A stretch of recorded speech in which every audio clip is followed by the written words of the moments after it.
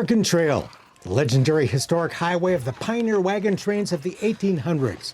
Yes, we'll be on the actual Oregon Trail as we go through here. Today, you can ride an authentic covered wagon or ride a horse as an outrider on the same ground where all those wagons rolled, thanks to Historic Trails West. What I really enjoy is giving the people that come out the experience and giving them an opportunity to get a little feel about it. Hop in the wagon, hit the trail, and you quickly realize this was one rough ride. But the fact is, very few pioneers actually rode in the wagons.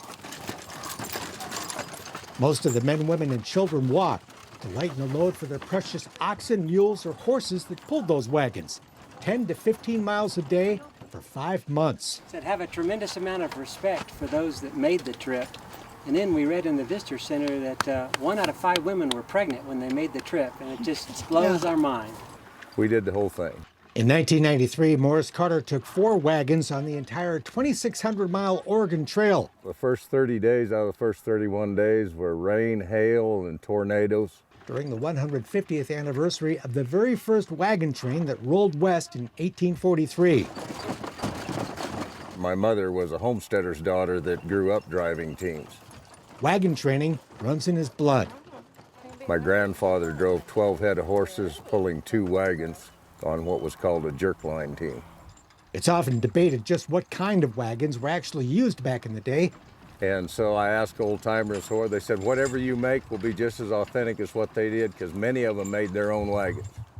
Morris built this wagon and the other 3 he used on the trip to Oregon. And in the heyday of the trail, there were 2,000 wagon makers. Get up there, Mike. And Mike's kind of our lazy got horse. He doesn't like to pull as much, and Jordan, he's kind of the hog. Today, his niece Jamie Forbes holds the reins on our ride. I've helped my uncle for 28 years. So Jordan, he'll pull too much, and Mike don't pull enough. Most of our ancestors come over on the Oregon Trail. Historic Trails West offers 3 to 5 day wagon train overnight adventures that follow the actual trail, complete with a river crossing. Or you can take a 2 to 3 hour day ride. Either way, you'll learn some history about the trail. They'd come in and make a big oval because that's how they made their corrals. So they didn't have to go round them up every morning. There's also an option to stay for dinner, spend the night in a teepee, and learn a little about pioneer cooking with a Dutch oven. And it was called an oven because you had fire underneath, fire on top, and then another one on top of it. So it was actually heating from the top and the bottom. What kind of horses are they? These are Percheron horses. So this is one of the type of horse that's bred to pull.